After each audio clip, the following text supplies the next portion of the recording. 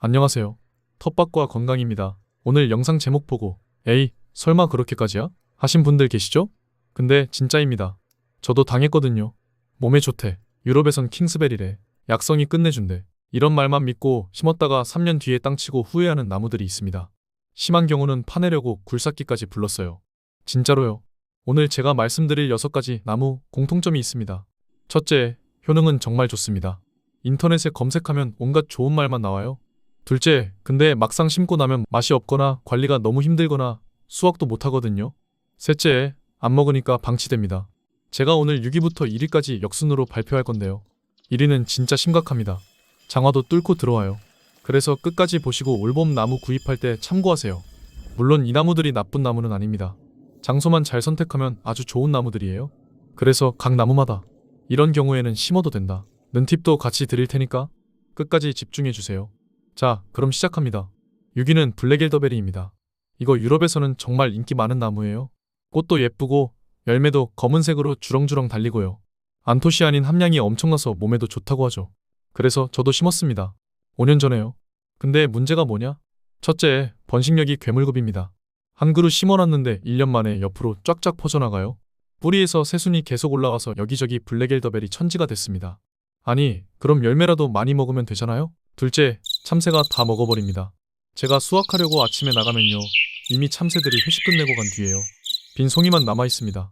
참새들은 제가 언제 수확하러 올지를 정확히 압니다. 딱 익었을 때 와서 싹 다 냠냠 해버리죠. 그래서 그물망을 쳐야 하는데 그게 또 귀찮거든요. 키도 크고요. 결론은요. 블랙 엘더베리는 번식력 강하고 참새 피해 심합니다. 그래도 심고 싶다면 넓은 공간에 심으세요. 그물망 칠 각오하세요. 아니면 참새랑 나눠 먹는다 생각하세요. 근데 솔직히 텃밭에는 비추천입니다. 5위는 아로니아입니다. 이거 한때는 정말 인기 많았죠? 슈퍼푸드, 항산화, 안토시아닌 폭탄. 인터넷에 검색하면 온통 좋은 말만 나옵니다.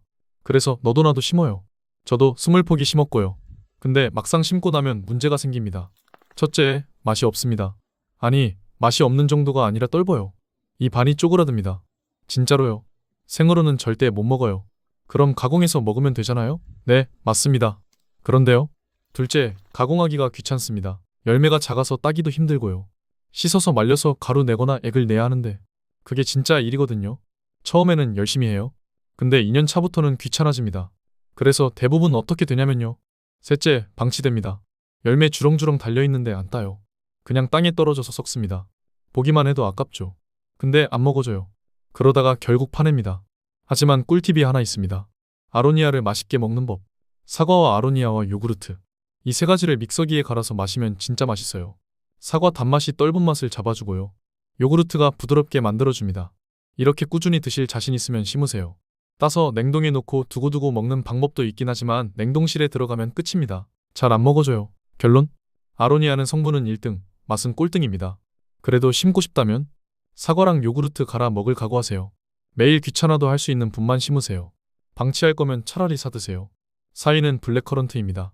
이거 유럽에서는 킹스베리라고 불릴 정도로 인기 많은 열매예요. 비타민C가 오렌지의 4배라고 하죠. 향도 독특하고 맛도 괜찮습니다.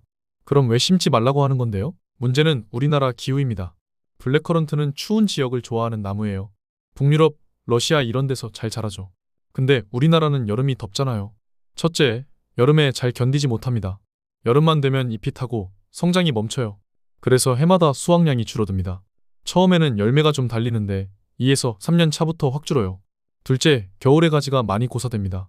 영하 35도까지 괜찮다고 하는데 희한하게 가지가 많이 고사되네요. 특히 중부지방 이북, 추운 지역에서는 겨울 칼바람에 가지가 말라서 죽어버리는 경우가 많아요. 그래서 봄에 보면 멀쩡한 가지가 별로 없습니다. 아마 북유럽이나 러시아는 춥지만 습도가 높은데 우리나라는 그렇지 못해서 죽는 게 아닌가 생각해봅니다. 셋째, 관리가 까다롭습니다. 온도 관리, 고온다습한 장마철과 한여름 무더위를 만나면 잎이 많이 떨어지고 나무가 시들시들해지는 하고현상이 자주 발생합니다. 지역에 따라 다를 수 있으니 꼭 심고 싶다면 한두 그루만 심어보고 잘 적응되는지를 확인해보세요. 제가 있는 곳은 추운 중부지역인데 여름에 비가 많이 오고 겨울엔 영하 20도까지 떨어지는 곳이라 잘 적응을 못해서 여러 번 뽑아버렸습니다. 이제부터는 진짜 위험한 나무들입니다. 3위는 왕산딸기입니다. 이거 맛은 진짜 기가 막힙니다. 야생 산딸기보다 크고 달고 향도 좋아요. 시장에서 사면 비싼데 집에서 키우면 공짜잖아요. 그래서 심습니다. 한두 그루만요. 근데 1년 뒤부터 악몽이 시작됩니다. 뿌리 번식이 괴물급입니다. 왕산딸기는 뿌리에서 계속 새순이 올라와요. 그것도 엄청 빠르게요. 한 그루 심어놨는데 1년에 주변 3m가 다 왕산딸기가 됩니다. 에이, 그 정도야 뭐. 아니요. 2년 차에는 5m, 3년 차에는 텃밭 전체가 왕산딸기 밭이 됩니다. 진짜로요. 과장 아닙니다. 파내기도 어렵습니다. 그래도 파내면 되잖아요? 네, 파내면 됩니다. 근데 쉽지 않아요. 뿌리가 사방팔방으로 뻗어 있어서 다 파내기가 정말 힘들거든요. 하나라도 남으면 거기서 또 올라옵니다. 결론? 왕산딸기는 맛은 천국, 관리는 지옥입니다. 그래도 심고 싶다면 넓은 산자락에 심으세요. 텃밭 한가운데는 절대 금지. 아니면 큰 화분에 키우세요. 뿌리 번식 제한. 맛이 진짜 좋긴 한데요. 텃밭에는 진짜 비추천입니다. 그래도 워낙 맛이 있어서 저는 그냥 놔둡니다. 두꺼운 멀칭으로 더 번지지 않게 하면 가능하긴 해요. 2위는 꾸지뽕입니다. 요즘 건강 프로그램에 자주 나오죠? 항암 효과, 면역력 증진, 혈당 조절. 약성이 정말 좋다고 해요. 그래서 많은 분들이 심습니다. 근데 막상 심고 나면요. 첫째, 열매 맛이 별로입니다. 꾸지뽕 열매 드셔보셨어요? 뭔가 독특한 맛이긴 한데 맛있진 않아요. 달달한 맛도 아니고 상큼한 맛도 아니고 그냥 뭔가 애매한 맛이에요. 그래서 대부분 안 먹어집니다. 그리고 집밥구리가 좋아해서 30마리 떼거지로 달려들어 먹어요. 그럼 잎이나 뿌리를 다려 먹으면 되잖아요? 네, 맞습니다. 근데요? 둘째, 뿌리 쪽 새순에 날카로운 가시가 있습니다. 이게 진짜 문제예요. 꾸지뽕은 뿌리 근처에서 새순이 자주 올라오는데요. 여기에 날카로운 가시가 달려 있어요. 어미에는 없는데 뿌리에서 올라오는 것은 가시가 있어요. 풀 뽑다가 밤매다가 이 가시에 찔리면 진짜 아픕니다. 엉덩이가 뜨끔하면 꾸지뽕 나무예요. 비명 지르기 딱 좋아요. 셋째, 가시 있는 꾸지뽕 나무는 가지치기 할 때도 위험합니다. 꾸지뽕 전정하려고 가까이 가면 가시에 긁히고 찔리고 옷도 찢어지고 난리 납니다. 장갑 끼고 해도 뚫고 들어와요. 결론? 꾸지뽕은 약성은 좋지만 관리가 위험합니다. 그래도 심고 싶다면 사람 안 다니는 구석진 곳에 심으세요.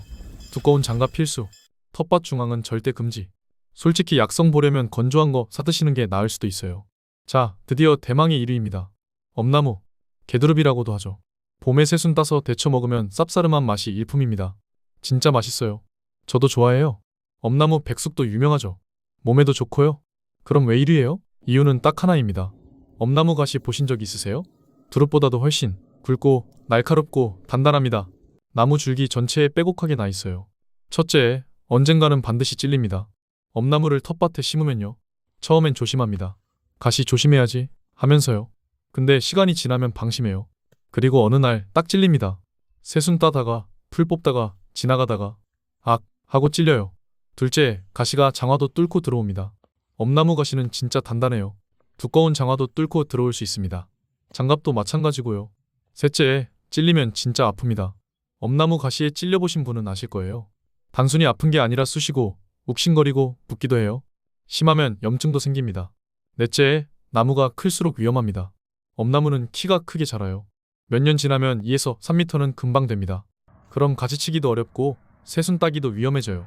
사다리 타고 올라가서 따야 하는데 가시가 있으니까 진짜 조심해야 합니다. 결론? 엄나무는 맛의 제왕이지만 가시의 폭군입니다.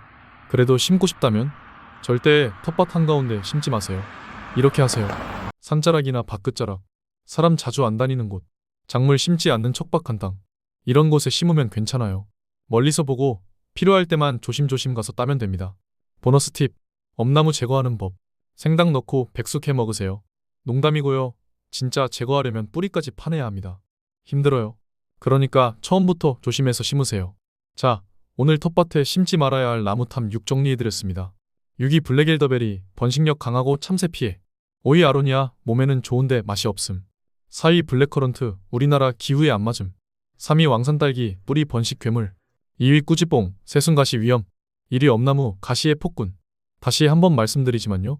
이 나무들이 나쁜 나무는 아닙니다. 장소만 잘 선택하면 아주 좋은 나무들이에요. 핵심은 이겁니다. 텃밭은 한정된 공간입니다. 좁은 공간에 이런 나무들을 심으면 나중에 반드시 후회합니다. 대신 이렇게 하세요. 엄나무, 왕산딸기처럼 맛있지만 위험한 나무는 산자락이나 밭끝자락, 척박한 땅에 심으세요. 꾸지뽕, 아로니아처럼 잘 안 먹어지는 나무는 처음부터 심지 마세요. 이웃집에서도 다 파내고 있고 누가 가져가래도 시큰둥합니다. 텃밭 중앙, 작물 심는 곳, 자주 다니는 곳에는 관리 쉽고 안전한 나무를 심으시는 게 좋습니다. 궁금한 거 있으시면 댓글 남겨주시고요. 여러분이 심고 후회한 나무 또는 의외로 잘 활용하고 계신 나무 있으면 경험담도 공유해주세요. 그럼 다음 영상에서는 어떤 베리가 가장 맛있고 키우기 쉬운가에 대해 말씀드리겠습니다.